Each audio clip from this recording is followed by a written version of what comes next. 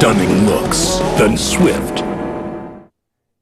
It was built up to be the fixture of the World Cup at the time. The defending champions up against the tournament favourites and the hosts. But things have changed ever since it actually began. As India take on England in Lucknow, you have one team sitting pretty in pursuit of a semi-final spot, and the other, defending champions England, find themselves at the foot of the points table with their hopes of survival just hanging by the barest of threads. So that gives us plenty to build up on, as India have had a week off. They are the only unbeaten team in the tournament, and at Lucknow you never quite know what to expect. It all happens either now or it doesn't for England, and we build up to it on Maruti Suzuki Arena presents ESPN Cricket for Matchday. Cheteshwar Pujara remains in the house, and in very different circumstances than what I thought initially. We've got Stephen Harmison over, and nobody's talking about cricket anymore in England. No, football season's on in England aren't performing as well as that anybody would like, but it has been a really quiet tournament in England, largely down to the way England have played, but I'm great to be here, and I'm looking forward to this game. This game, even though England have had a poor World Cup, it's still superstars against superstars, and I think if England bring the A game, we'll have a fantastic cricket match. Yeah, but let's give you a nice warm welcome. That was too mellow a welcome for Steve Harmison. We've got him here with us now, big fast bowler, in keeping with our trend of, you know, backing our bowlers, Puji. You know, that's really important. It's the batter's time. We saw 770 scored yesterday, but after Steyn and Bond and you know, we've now got Steve Harmison here. It's a good attack for you to partner with. And I've been playing a lot of county cricket, so I know the English conditions well. So it'll be nice to have a chat with him. Yeah, absolutely. India just look like a beast of a team now today. Do they really need to worry about England though? Look, they don't need to worry about England, but what the Indian team would like to do is continue their form. They don't want any upset at this stage. If they win today, then they are almost there in the semi-finals. So they just want to tick all the boxes, the things which they have been doing right. I think they would want to continue that in this game. Yeah, I mean, I guess for the last 2 or 3 weeks, as Tom Moody joins us as well, who knows more about cricket in England than I guess anyone else, having been a 100-winning coach, and these days reading about the 100 is one of the many 3,000 reasons as to why English cricket seems to have suffered this awful World Cup. Yeah, you can see the light side to it, but at some point we will get into how has this happened? How has this formidable team had such a poor title defence, Tom? Well, I think that's a conversation that's going to take more than just a half an hour or 45 minutes. There's a lot to unpack, but I think the first thing that sort of springs to my mind is how in any team's preparation for a World Cup, you basically really know what your core side is 6 months out. And I think England had a fair idea what that was, but suddenly, you know, on the eve of the World Cup, when everyone's scrambling to, you know, submit their final 15 names into the ICC for the World Cup, Ben Stokes puts his hand up and says, well, hang on, I'm available.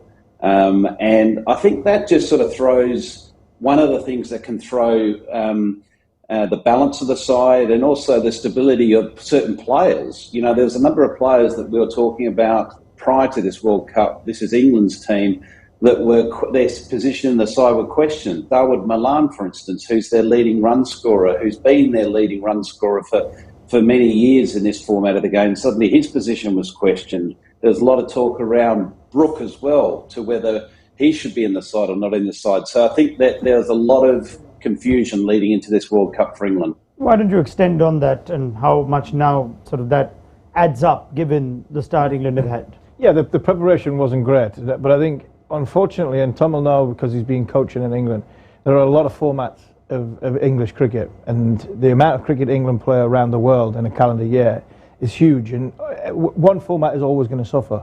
If you look into going into 2019, England were the best team in the world in this format, but from a test point of view, Joe Root kept getting, you know, not the team he wanted, and culminating that year and a half ago, I remember being on the field in the Caribbean interviewing Joe about, is this the last game you're going to captain England? He was a shadow. The individual was a shadow of his former self.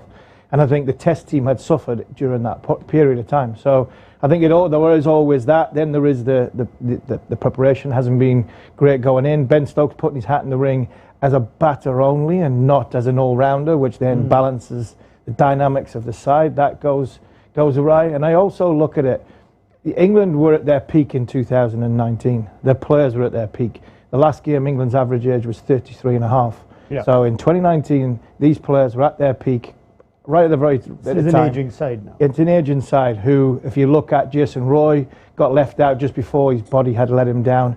There's one or two others who have fallen by the wayside from an age point of view, and performance have let them down. And unfortunately, something we couldn't legislate for, there's 5 or 6 of them fallen by the wayside from a body point of view during the biggest stage possible, and that's this last month in the World Cup. They haven't performed. So sorry to interrupt, but I've been playing county cricket since last couple of years, and I've been part of the domestic one-day competition as well. So there are times where you're losing out players from one-day competition to 100 ball, and that's where I feel not you as a team. When I was playing for Sussex, we didn't lose too many players, but some of the other counties, they lost too many players in 100 ball competition. Whereas they are not playing enough domestic one-day competition. Do you think that could be a reason? There is that, but I don't think there's many players around the world top players. Yeah, the big stars. Cricket, not many players play listed cricket. So I don't think, as much as you want to try and find excuses, you want to try and find the magic one to say, well, why is England being poor? Some of their players just haven't performed. They've lost form at the big crucial time. I don't think it's because they haven't played 50 over cricket. Yeah. I just think it literally is. 4 or 5 of these players haven't performed on the big stage, and a lot of it, and we'll get onto it probably a little bit later, is about what's England gone wrong in this World Cup. Yeah. Their new ball, their power play with bat and power play with ball has let them down, which has a knock-on effect for the rest of the 50 overs. Yeah. And I think because of that, so to try and make excuses for them in Lister and 50 over cricket, English cricket at this minute is in a crossroads where they need to find a way of formulating red ball and white ball, whichever formats they want to play. And until they get that right, it'll be a hindrance, but it can't be an excuse. Fair enough, and I know we will connect these and analyse this further as the tournament goes deeper, but we were almost looking at England as perhaps the team to learn from over the last few years because of the revolution and radical change they made, separating their white and red ball structures. You almost think that the formats should not clash now, given how they've distinguished the setups, and yet it seems to have come at an odds quite soon in this revolutionary process as well. Yeah, but I think when you look at it if you look at it, red ball and the white ball, England played 50 Test matches in the last cycle, where Australia played 35, I think. South Africa played 24. These are 5-day games. They're not just they're not one-day games. They're 5-day games with preparation and tours to go with that. So then that has a knock-on effect to who is available for your one-day trip, and then who's available for your 20-over games. And I think because of that, England have built this white ball team over a period of time, which you have to trust that they're your best players. Yeah. These are England's best 15 players going into the World Cup. And I think sometimes when you have got an aging side, you possibly trust them for that one more tournament, that one more big stage, and you don't quite, and it's brave if you identify, oh, he might be over the hill, oh, he might be over the hill. What you need there is strong leadership and direction. England changed their white ball coach in the last sort of 12 to 18 months, and the greatest captain that England's had in white ball cricket has left in the last 12 to 18 months. So with this side being like it is, an aging side, would it be the same 15 to come under Morgan? I'm not so sure, because he might have seen it earlier, like he does with Alex Hales. I'm not picking him. Yeah. All these different decision-making points you have to find. Unfortunately, I think you pull that into the melting pot and you get where you are with England. Yep. Yeah. I mean, if you look at just historically how poor a start this might be for England after 5 games now, and coming up against a team like India, we remember what 2015 did, not just for the kick that English cricket needed to transform into a world-beating side in white ball cricket, but they had won 1 out of 5 back in Australia, New Zealand, and well, then you have to go to 2016. So this is nearing or soon going to be, if they go down to India today, their worst start to a World Cup. Just to, I guess we'll have this conversation in phases, Tom, but as we try to just close out this phase, can it just happen that a really good team has a bad couple of weeks? Or is that not acceptable for at least a defending champion, or in England, or in Australia, or perhaps even India? You certainly can have a situation where you have a number of players that out of form at the same time, and there's also, you might have a couple of players that are carrying niggles that are playing, but they're not at their very best physically. That you do have situations like that. I don't know whether that is the issue with England. To be honest with you, it's probably the only time I'm ever going to get on the front foot to Steve Harmison, but I'm going to get on the front foot, and I just don't wear a lot of the excuses, because to me, I question whether this is the best white ball team that they've got out there. There's a lot of very good white ball players that have just about to, given the opportunity, burst onto the scene for England. Players like Phil Salt, Will Jacks. There's plenty of them around. England have got a great depth of white ball cricket in England. But I think that, and a number of the players that are on this particular trip aren't Test players either. You've got Butler, you've got Moeen Ali. Okay, he got called back suddenly for Ashes. You've got, Curran, who's not playing, Livingston, and Milan. There's many of them that are just purely white ball cricketers. So, to me, England have, made a real mash of this particular tournament purely because they've come into it a little bit disarrayed and disorientated with regards to what is their best combination, and at the same time they've got players out of form. Yeah, I get what you're saying, but I'd throw the thing I'd throw back at you, Tom, would be, is you as a coach, director of cricket, if you've had Johnny Bairstow and Moeen Ali in your lineup, won the World Cup, and they are probably two stellar names, would you drop, because the two names you mentioned, in Will Jacks and Phil Salt, would you pick Phil Salt over Johnny Bairstow, and would you pick Will Jacks over Moeen Ali? I think that's the point I was trying to make, is I think this tournament is just one tournament too many for possibly an aging older side, but it would take a brave man to leave out the sort of the guys that won in 2019.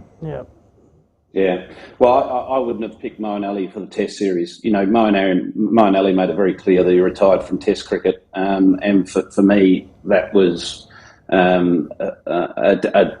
poor selection. For him to be considered as the second best spinner in England, because Jack Leach, suddenly was injured prior to the beginning of the Ashes. I felt that was, an interesting call as it was, but I get your point. Yeah, I guess there are so many things that are worth going deeper into here when it comes to England. Whether at times there is an element of sentiment also that unfortunately had this team tied down.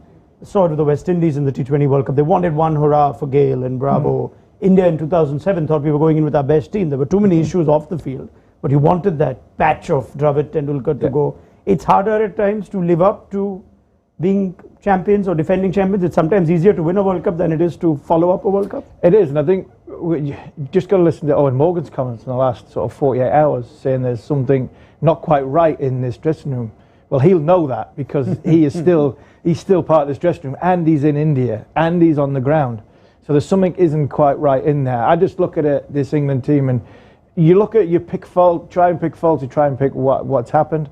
They've gone from a very laid-back coach in Test cricket in Brendan McCullum, very laid-back coach in Trevor Bayliss, in what built success, and Matthew Mott seems to be a bit more a little bit more analytical, a little bit more stats-driven.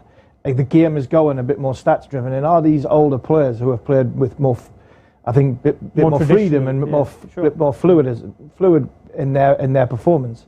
Is there a crossover that something has changed inside, and that's just an excuse that players like to make, because if you give a chance of a player to make an excuse, Tom will tell you as a coach, a player will make the excuse. They will make it every single time. Still have an active player, let's double check that.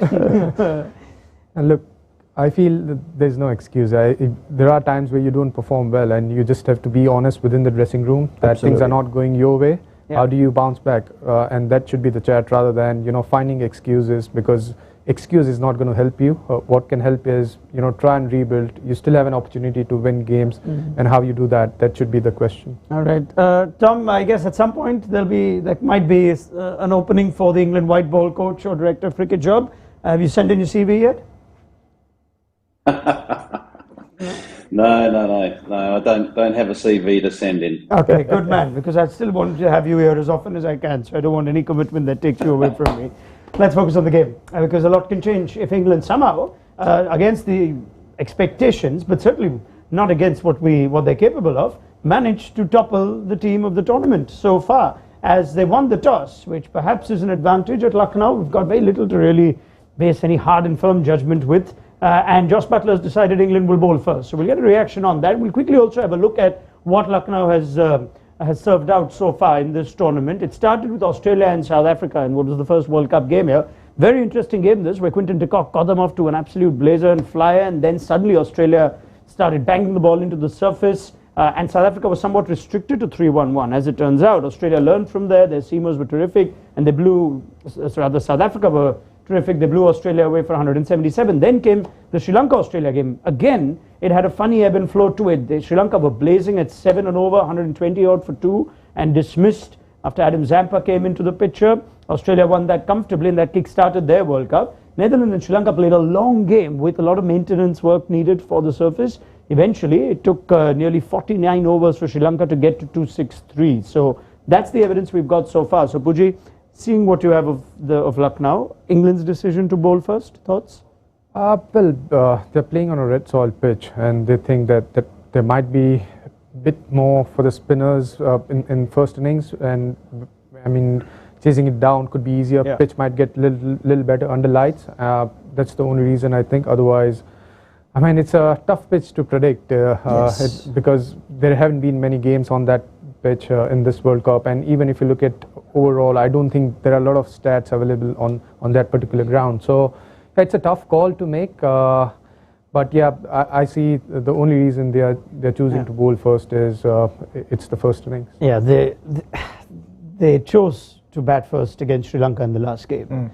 And before that, they put South Africa in at the Wankhede and had to see the ball fly around. I wonder if perhaps this is just what a team that's a bit low on confidence would choose to do today. Yeah, I just think, like what we've been saying, I think it's just trying to get out there on a fresh pitch. When you're low in confidence, I sometimes think chasing is easier. Yeah. You know what the game's in front of you. I think Josh Butler, Ben Stokes, they're better when the game's in front of them. They made a mistake in the Wankhede because they didn't factor in the sunshine. That's not going to be as a bigger factor in this game. So I think while you've got low in confidence, I think chasing sometimes is, a little bit of a security blanket that you know what the game's in front of you. So if you're going to have to go and chase 350, you have to. But you can control the game in the first half, and then you see from there. And I think that another sign for a team that are low in confidence. Yeah, perhaps would have just preferred losing the toss, I guess, if you're Josh Butler, because there's been some questions on why England deciding to bat first at the Chinnaswamy, or should they not have batted first at the Wankhede, etc., Tom. And it's an unchanged England team, we can also confirm, which is something that we were curious to see given the amount of chopping and changing that we have seen. But just reaction to the team as well as the result of the toss? Look, I think the result of the toss, they may have been thinking Dew might be a factor in the second innings, so that is something that might come into play. And sometimes when you're down and out as a side, the best thing to do, if you do win the toss, is go out there and do it collectively. And the one thing you do is when you're fielding, you're out there together. So you're out there as a unit. When you're batting, it's just the opening pair, and you've just got a partnership of two out there. So there's that separation from the team. So maybe they're thinking, let's get out there together. Let's set this ship straight on the right direction. We do that collectively out in the field and put pressure on India to tell us what they feel this surface is worth, how many it's worth. I guess in a way it also is a refreshing test for India, who won every game chasing, and we were wondering what happens when they're put in. This will be a nice challenge for India to bat first. Yeah, and India needed this at some point. I think this is a perfect opportunity for the Indian batters to go out there and just bat normally, because as a team you are chasing down good totals. Yeah. But if you are put on, come the semi-final, if you are batting first, what kind of total you are looking at? And this could be the perfect opportunity for all the batters to bat first, just bat normally. And I think there's a positive approach with the way Rohit and Shubman are starting the innings.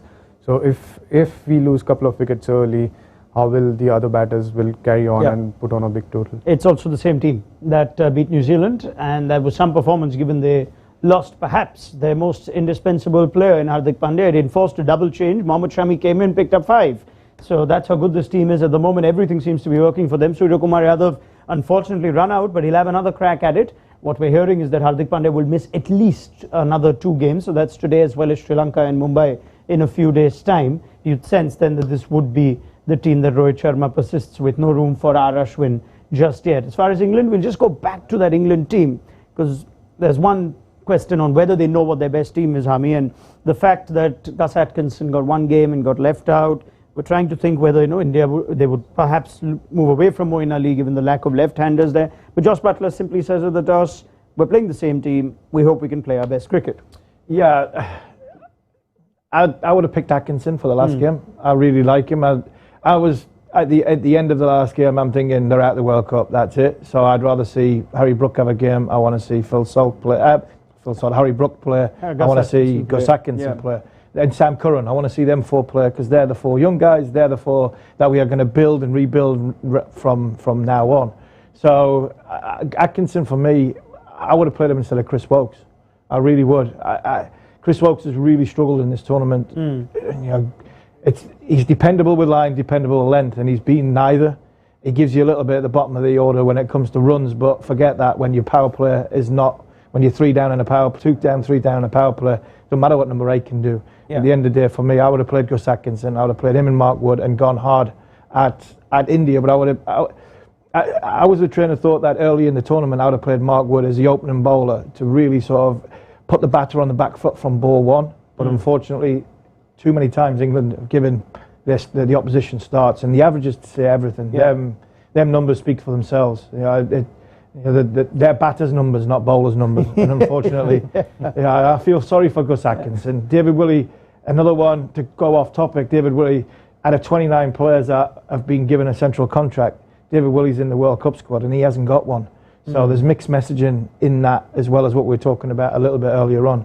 But their batters' numbers, not bowlers' numbers. Yeah, I mean, I understand why you would go on experience. Let's say if this fixture was earlier in the tournament, Tom, because teams at times have been intimidated by the India factor, the crowds, etc. But what Hami's just said right now, if you're already looking to sort of, look ahead or look forward, why not throw the young kids into it? At times is there merit in perhaps giving these guys a go, even though Sam Curran's numbers aren't great there.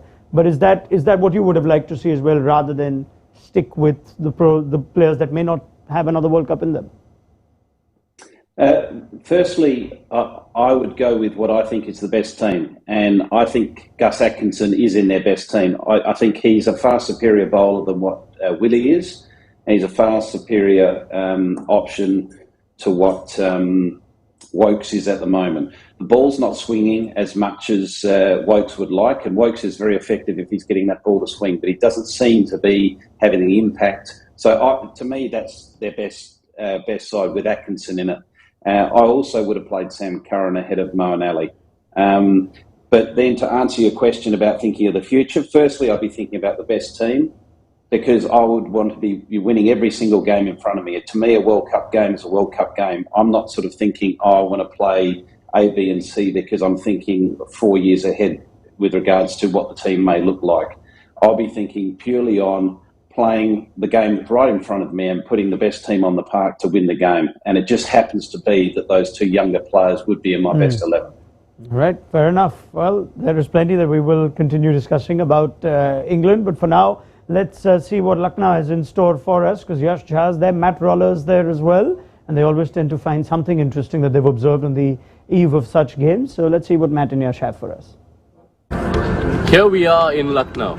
I remember, Matt, back when the fixtures were announced, it gave us a lot of excitement that given the timing in the tournament, by the time our paths collide here, it could be a contest with so much at stake, and that's not exactly happening. Yeah, here we are with England on the brink of elimination. They're not mathematically out if they lose today, but they're pretty much toast already regardless of the result. The only consolation from a selfish point of view is that at least I have been in India to see this car crash unfold in slow motion.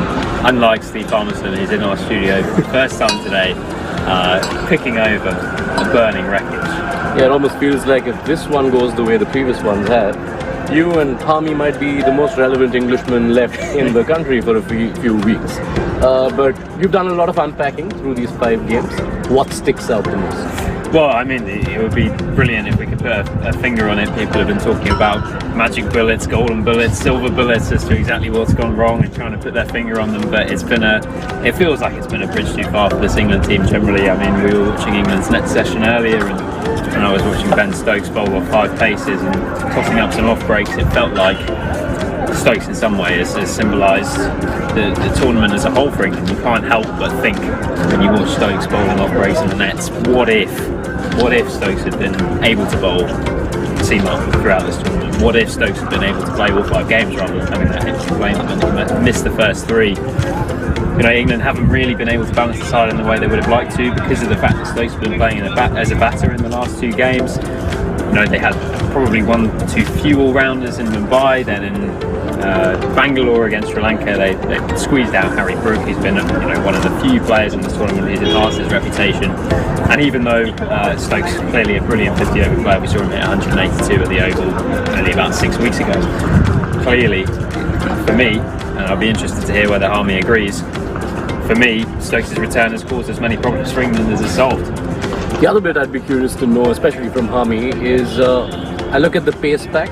England arrived here with 6 pacers, a lot of variety, but yet it feels like 5 games later there's no idea as to which is the best mix of 3 to go.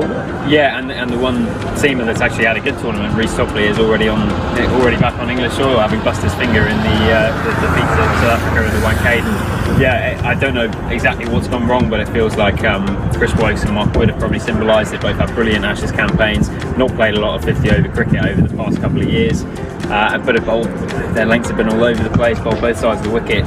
For all the criticism that Joss Buttler's had, it's pretty hard to come up with a plan when your seamers aren't able to stick to one. Are they overcooked after the Ashes? Are they undercooked in 50 over cricket? Maybe you guys have a few more answers to the questions that we're posing than we do. Yeah, it's like the entire everyone in the country was waiting for Steve Harmison to arrive, right? To have all these questions answered, right? You want to just respond to Matt? The Stokes one's an interesting one. You had to pick Ben Stokes, no question. No, even on one leg, you had to pick Ben Stokes. He's won you the World Cup, not single-handedly, but nearly single-handedly in 2019. He's done it again in 2022 in match situations when you're under pressure in big games. He stand up and delivered with a bat. Now, he's only playing as a batter, that's fair enough. But I think you had to pick him because where do you go? When you go to India, what are? You're under pressure.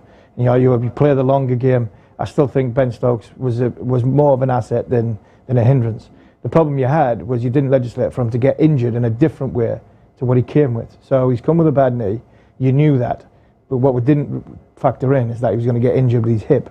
And with him not bowling, the second part of the question, not bowling, yes, that is a massive thing. Because if he is being able to bowl, then Harry Brook plays as well. Because then you've got one less bowler, you play your frontline batter, and Ben fiddles you 6 or 7 overs. So for me, the question about Ben Stokes coming and causing you more problems, I don't get that. I don't get that because you had to pick him.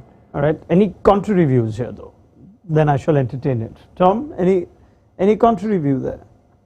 Yeah, look, I'd only just question the fact that he'd retired from this format of the game. He made it very clear that he was going to concentrate on Test cricket and have his hand in the T20 franchise world. But, then suddenly on the eve of the World Cup, he announces that he's going to make himself available. To me, that is a complete sort of distraction to the team and the players within the team, because what we all need in a team environment is role clarity. What is my role? Have I been performing that over the last 6 to 12 months so I can understand what the expectation is of me in those positions? So suddenly throwing someone in just on the eve of the World Cup that has retired from this game, this format of the game, I think has had a mental there's been a mental distraction to a number of players and the team as a whole. Yeah, just this quick chronology check here. Was it Ben Stokes at his behest announcing his unannouncing his retirement, or was it somewhat at the behest of a chat with the English team management that would you, we're still interested in you, would you like to sort of... Yeah, I think the English management, do you want to go to the World Cup? Ben said yes. I guess the first person that asked the question is actually crucial here. Yes, I think Rob Keys must have been the one that's asked him the question. Would you up for selection? He said yes. Matthew Martin, Josh Butler, they go around and they'll pick that said individual. You know what I'm trying to say? My question is, can you ask this thing a little earlier, maybe 6 months before the ODI World Cup? Yeah, he retired about 8 months before the World Cup. But then, can you talk him out of the retirement then? At the time, I think he was concentrating on the Ashes. I think he was concentrating... When I first seen he retired, I thought it was a protest retirement. I thought it was a protest retirement against the ECB and the game, because I think there was... Tom might know a little bit more because he always does. He's obviously been around English cricket from a managerial point of view. Is that the players and the ECB were at loggerheads about how much cricket are being played, how much they're trying to force the one-day side playing at the same time as the Test side, and then the 2020 side. And I think Ben Stokes, as a senior player, was unhappy with one or two other senior players about the schedule that English cricket was starting to build up from from the red ball team and the white ball team. And when he retired, I thought it was a protest retirement more than anything else. Then he wanted to concentrate on getting, obviously, the Ashes and having the Ashes in a position to go and win. But to go back to what Tom was saying, totally agree. The clarity of the last 6 months. But Joe Root hadn't played any one-day cricket for a number of years. David Milan had batted number 3 in 2020 cricket, but hadn't played too many 50 over much cricket, and then he thrust open the batting 6 months out. So all of a sudden, there's this mindset, and a big factor why England was so successful was Jason Roy. You would get them off to so many good starts in a power play, and even if they lost wickets, they were still ahead of the rate. And he's not there as well. So put that Stokes, Root not playing, Milan, Roy. Yeah, there's a lot of things now. There's a lot of things. They pile up one after the other, don't they? This is why we don't announce. I'd just like to add something if I could. Please, Tom. Yeah, I'd just like to add something. It's interesting because I think every country, particularly the countries that tend to play a lot of cricket, and India are probably the one that plays more cricket than anyone else, everyone has that same situation where you're managing formats, you're managing players through those formats. We see India, who are the team that England play against today, India have been in a position where they've nearly played a second string full 11 in a number of ODI series, a number of T20 series, not so much in Test cricket, but they have that sort of open mind around flexibility, around picking different players and growing their depth instead of sort of seeing that as a negative. I think that England are looking at it purely from the wrong angle. They need to be looking at it from a positive point of view. This is an opportunity for us to grow our bench strength and grow our flexibility around the 3 formats of the game.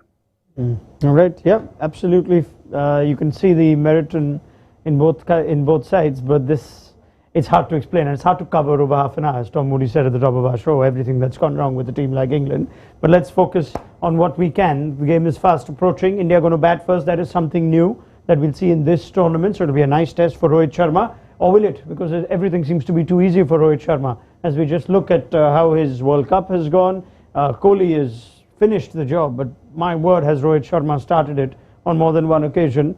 And what we are looking at is Rohit Sharma in effectively beast mode. His strike rate is on the rise. The boundaries percentages are increasing. And Puji, I guess he committed himself to this approach when he became captain quite recently.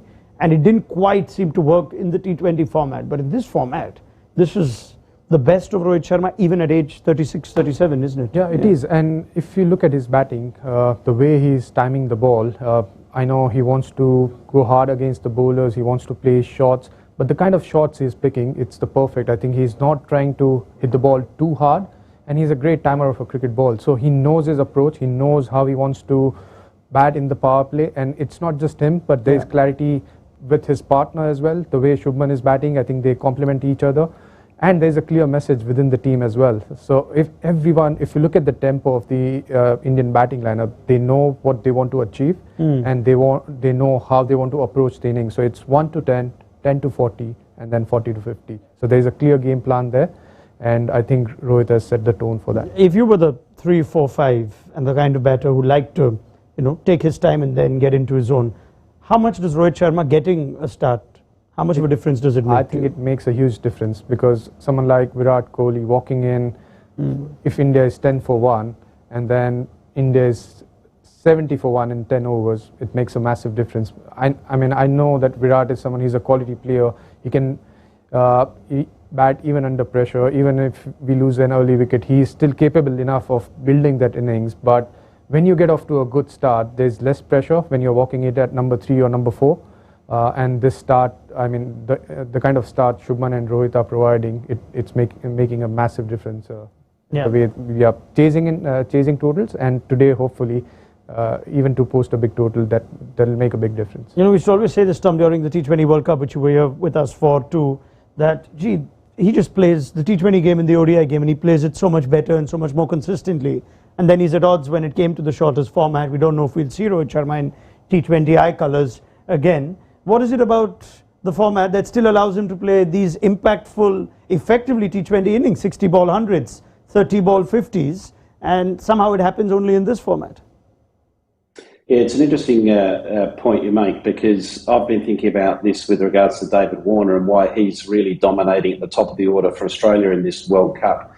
And my sort of observation is that in 50-over cricket, the new ball bowlers will pitch the ball a little bit fuller, searching for wickets in the first 10 overs, where in T20 cricket, they pull their length back a little bit. So I think what we're seeing is a lot of the openers in this World Cup, where the likes of Warner and Rohit Sharma are benefiting, it's just the length is a little bit fuller, so they can get the ball away because they have that positive mindset. So they're going in there with nearly a T20 approach in that first 10 overs, and because the length is there, they can hit the ball, whether it be through the field or over the field, against it sort of being a harder length where it's hitting the splice of the bat on top of the stumps. Would you therefore, as a bowler, start bowling differently, almost the T20 way, to a batter like Rohit Sharma who's in form right now? I think so. I think it's hard to do it in a power play because you've got to try and stop them from scoring boundaries.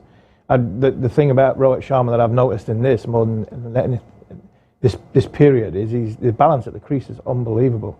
So if I'm a bowler, I'm going to try and knock that balance off. You know, you're going to try and push one side of the wicket, bowl one side, see if you can get him to move around, rather than he's just so static still. Because what I've seen so far, like Tom mentioned, bowlers are pitching it up and then they're going short. There's no in between length. So with that, you're not moving the batter around the crease, because the batter can stand there. If it's full, just throw his hands through it. If it's short, you know, they can just rock back. Where if it's in between, you can get that in between length. Then all of a sudden, that batter then has to make a decision whether he goes forward or he goes back. I think if you can do that to someone like Rohit Sharma, then all of a sudden Virat Kohli's the same. If you can do that to someone like Virat Kohli, you've got more of a chance of getting them out or getting them off balance. Because at the minute, their balance is unbelievable. Yeah, which is what we call that Indian length, isn't it? The hard Indian length. But just to counter that, I think what they've developed recently is they are stepping out, or some of them they are starting to walk towards the bowler to just disrupt that length. So they've been a little smarter. They've been aware that the bowlers might try and bowl that back of length, 6 or 7 meters on top of off. But they know that to counter that, they either have to come on. So India's batters have effectively been one step ahead. Or this Indian team has effectively been one step ahead. I think they are aware about what the opposition's game plan is, and especially in the Indian conditions, they have the stats. They know that what is the right length, and as a batter, you have to be prepared where the bowlers are looking to bowl in that length, and I think they are very well prepared about that.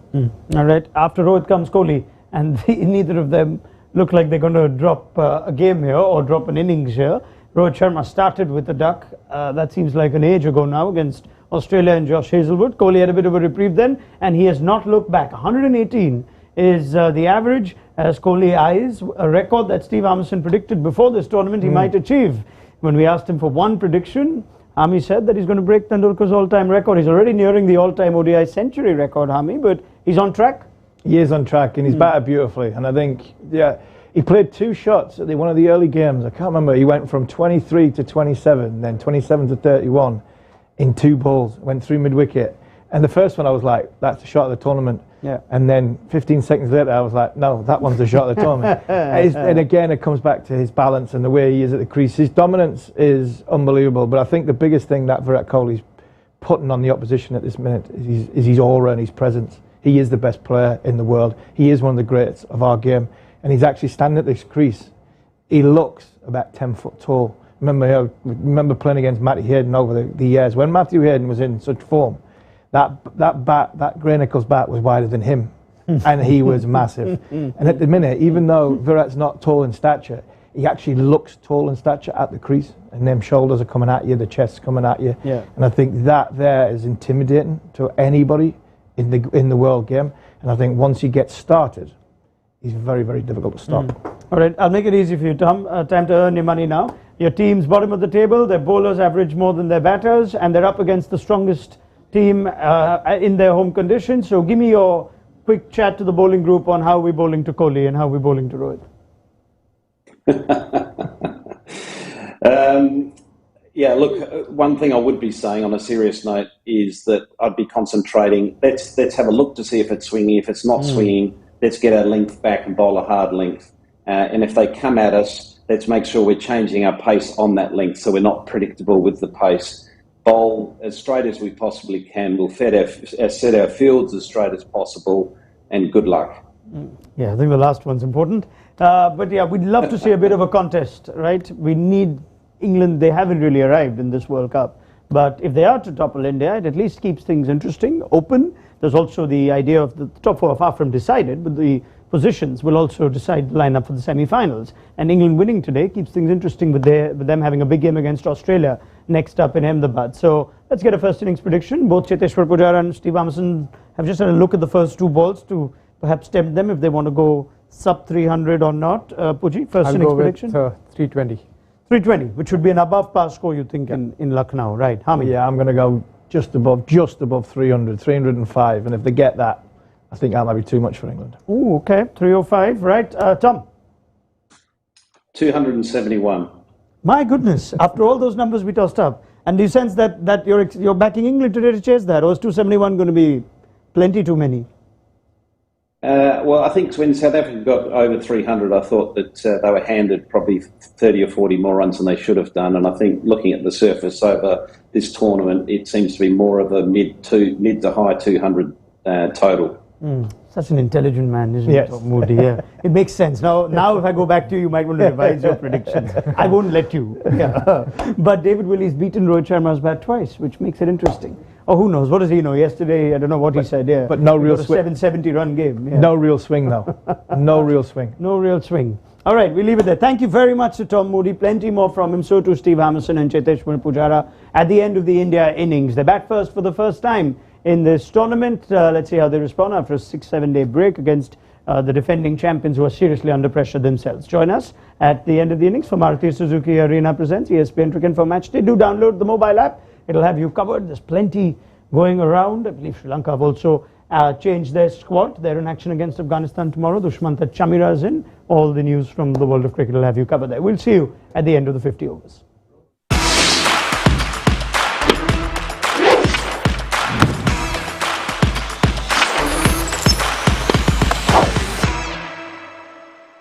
Stunning looks, then swift,